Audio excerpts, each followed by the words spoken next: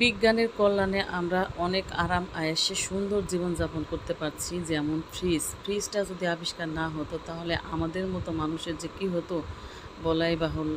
আসসালামু আলাইকুম, সবাই কেমন আছেন? আমার নতুন ভিডিওতে সবাইকে স্বাগতম। আজ আমি তালের পিঠা বানাচ্ছি। এটা আমি ফ্রোজেন করে রেখেছিলাম গত বছরের তালটাকে। এবছরে অবশ্য তালের সিজনটা চলে আসছেই প্রায়। কাঁচা তাল তালের শ্বাসটা দেখা যায়, আর কিছুদিন পরেই তাল পেকে যাবে। তো তালের পিঠা খেতে ইচ্ছা করলো, তখন কি করব, যেহেতু ফ্রিজে আমার ফ্রোজেন করাই আছে, তো এক বক্স বের করে নিলাম আর বাড়ি থেকে চালের গুঁড়িটা নিয়ে এসেছিলাম। তো যে কাজ কথা সেই কাজ শুরু করে দিলাম বানানো।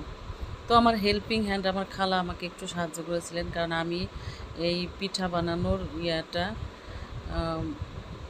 এটা ভালো করে গুলাইতে পারি না। তো খালা একটু হেল্প করাতে আমি ওটা করে নিলাম, আর পিঠাটা আমি নিজেই বানানোর জন্য লেগে গেলাম।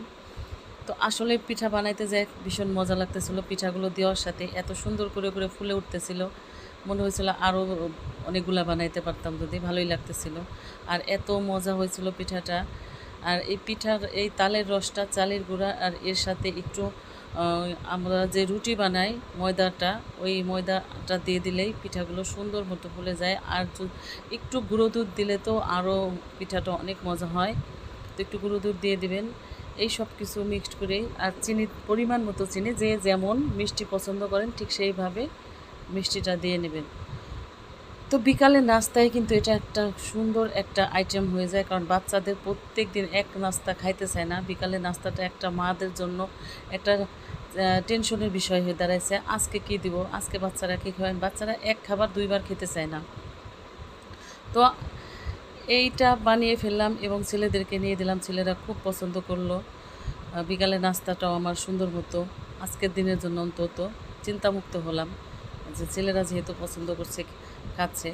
তো আসলে আমরা ফ্রোজেন করে রেখে দিয়ে কিন্তু অনেক সময় অনেক জিনিস সিজন না থাকলেও খেতে পারি। এখন যেমন আমের সিজন চলছে, আমটাকেও আমরা এভাবে বেশি বেশি করে একটু ফ্রোজেন করে রাখলে সিজন শেষে কিন্তু আমটা আমরা খেতে পারবো।